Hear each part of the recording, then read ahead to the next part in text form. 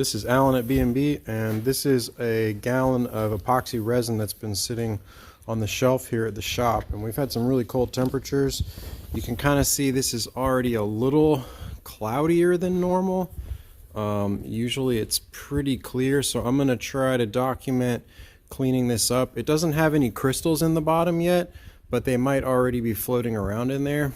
And so I'm just going to nuke it in the microwave, and we'll see if it gets any clearer than this. So this is sort of the before shot up against the window, and I'll put it in the microwave and we'll see what happens.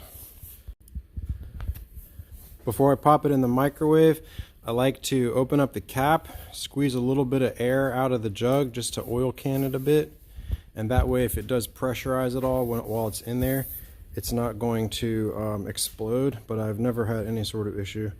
So the cap's on here, and this is our little shop microwave. This is only a 900 watt microwave, so it's probably going to take about 10 minutes, I would guess, but we're going to do 1 minute at a time. It's not big enough microwave for it to spin around, so we'll come back when this is done.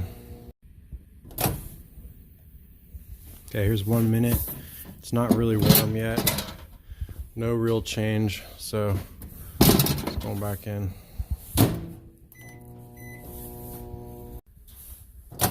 Okay, it's been 5 minutes now. So this is after 5 minutes. It's definitely warm. I would say it's probably a little warmer than room temperature, maybe like 75 degrees. It's still pretty cloudy, but it's getting better. And I've just been doing it 1 minute at a time. You can see it's still got a dent in the jug, so there's no chance of like vapor getting out of the jug. As long as there was nothing on the outside of the jug, you know, it's not gonna like make any epoxy vapors. So we'll go another couple minutes and see what it looks like. Okay, this is after 9 minutes. So the one on the right is the one we've been microwaving. The one on the left is another jug of resin that I just pulled off the shelf, and so it was at this, you know, in the same condition. So you can see the one on the right is getting a lot clearer, and the temperature is probably like almost 100 degrees, which is fine. It's real liquidy. So this went for a total of 9 minutes in 1 minute increments.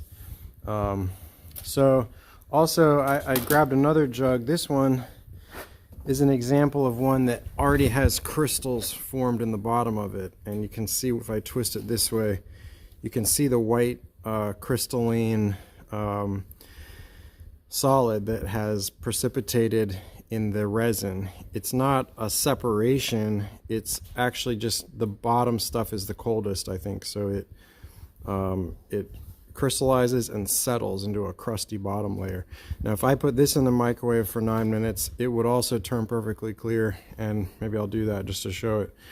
But one problem we see commonly is that you don't use your epoxy for a while, and then your pump stops working, and you think it's just the pump, but actually you're trying to pump up resin from a jug that looks like this. And so you break some crystals free with the straw from the resin pump, and you suck those up into the hand pump, and they clog up the check ball, and then your pump doesn't work properly because of the check ball. So you can clean out the pumps, though it's pretty difficult.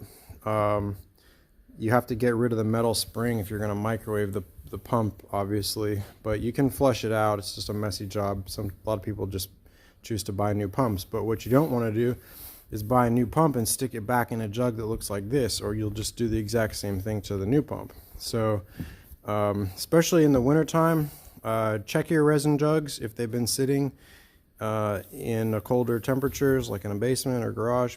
Make sure you don't have any of the white crystalline solids. It's a problem with all marine epoxy resins. It doesn't affect the hardeners. Hardeners don't seem to do that at all.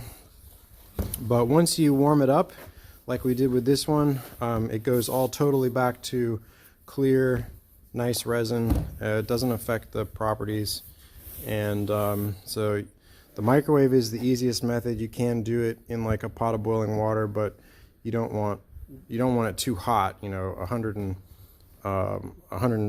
degrees is plenty to dissolve the crystals.